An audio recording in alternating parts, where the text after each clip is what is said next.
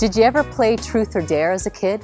You know that game, the one where you either had to answer an embarrassing question about yourself and tell that truth, or do the dare that they gave you.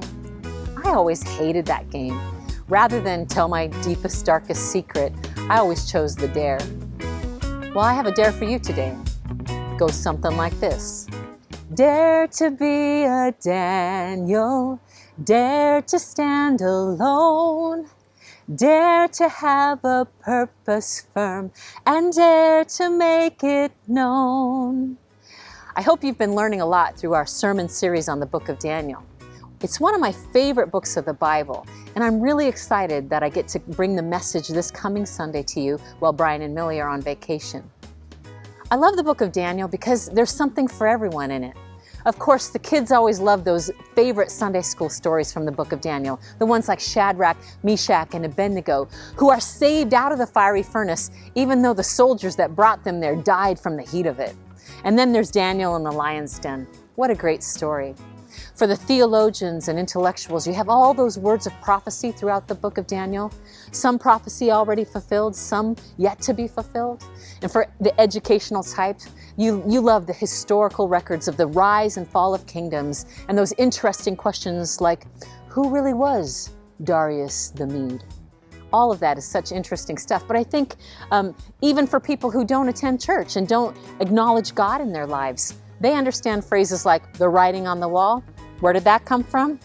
Daniel chapter 5. I think the best thing about the book of Daniel, though, is that it's so relevant to us for our lives as Christians.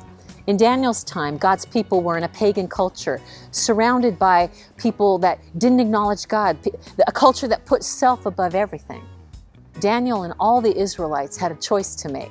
The choice to blend in and assimilate to that culture, or a choice to stand up, even standing alone for God and His truth and His ways, to be different from the society around them. Does that sound familiar to you? Sounds like something we're all facing today, doesn't it? It always interests me that out of all the Israelites, there were so many that were brought to Babylon to serve the king. We only know the names of 4 of them, Daniel and his 3 friends. But what about the others? I think we can assume that they assimilated. They blended in with the culture. They took on the society's mores around them, and they turned their backs on God. We're going to take a look at Daniel 6 this week, that famous story, one that I mentioned earlier, the Sunday school favorite. Daniel is yet again put in a position where he has to decide whether he will follow God or follow the culture around him, whether he'll obey the king or be subject to being potentially cat chow. Today, you and I, as God's chosen people, we're also surrounded by a pagan culture. We've got choices to make too. What will you do? Will you be a Daniel? Will you stand for Christ, even if it means standing alone? I triple dog dare you. Stand for Christ and be a Daniel. See you this Sunday, 10:45 at the Torrance Core.